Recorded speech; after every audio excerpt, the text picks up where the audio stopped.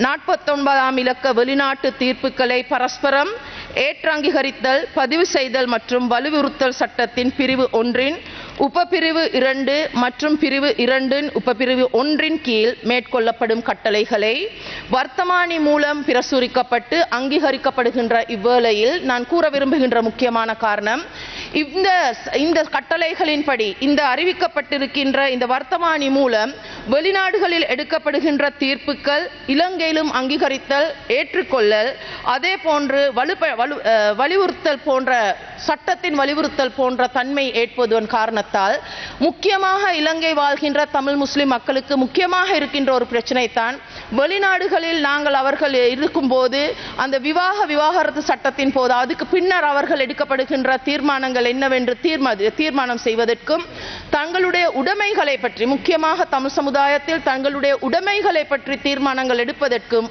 அங்கே வழங்கப்படுகின்ற சட்டத்தின் தீர்வுகள் இலங்கைக்கு அங்கீகரிக்கப்படுதல் ஒரு முக்கியமாக காரணமாக நாங்கள் எண்ணுகின்றோம். தன்னுடைய வாழ்வை பற்றி தான் தீர்மானிப்பது எப்படி, மீள திருமணம் செய்து கொள்வதற்கு தேவைப்படுவதாக இருந்தால் அவ்வாறான நடவடிக்கைகள் போன்ற விடயங்களில் நாங்கள் இந்த தீர்வுகள் உதவும் என்றதை நாங்கள் நம்புகின்றோம். அது மட்டுமல்லாமல் முக்கியமாக இலங்கையில் நாங்கள் பார்த்தோமென்றால் மேலதிகமாக எடுக்க வேண்டிய சில தீர்ப்புகள் இருக்கின்றன. அதாவது இலங்கையில் கூட நாங்கள் வெளிநாடுகளில் வழங்கப்படுகின்ற தீர்வுகள் இலங்கையில் நாங்கள் எவ்வாறு ஏற்றுக்கொள்வதற்கு இவ்வாறான சட்டமூலங்களை அதே போன்ற வர்த்தமானிகள் பிரசுரித்து நாங்கள் ஏற்றுக்கொள்கின்றோமோ அதே போலவே இலங்கையில் எடுக்கப்படுகின்ற தீர்ப்புகளும் வெளிநாடுகளில் அங்கீகரிக்கப்பட வேண்டிய தன்மைக்கு நாங்கள் இதை எடுத்துக்காட்ட வேண்டும்.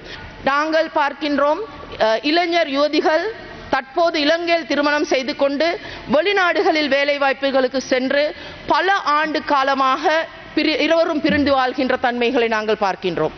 வடக்கு கிழக்கு மாகாணங்களை எடுத்துக்கொண்டால் கணவன் வெளிநாட்டில், அந்த மனைவி அந்த இளம் யுவதிகள் இலங்கையில் வாழ்கின்ற தன்மையில் பிரிந்து வாழுகின்ற தன்மைகளை நாங்கள் பார்க்கின்றோம்.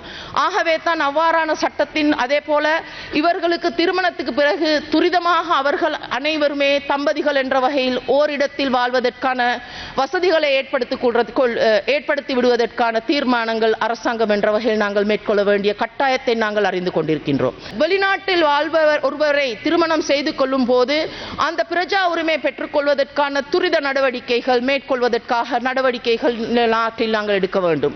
அதே போல வெளிநாட்டில் இருப்பவர் ஒருவரை, அதாவது வெளிநாட்டவரை திருமணம் செய்து கொள்வதாக இருந்தால் அதற்கான சட்டமன்ற நடவடிக்கைகளும் அதற்கான உள்ள வித்தியாசங்கள், அதாவது தாமதங்கள், தடைகளையும் நீக்கி அவர்களுக்கு சுதந்திரமாக வாழக்கூடிய சூழல்களை ஏற்படுத்தி கொடுத்தலின் கட்டாயத்தை நாங்கள் வலியுறுத்துகின்றோம்.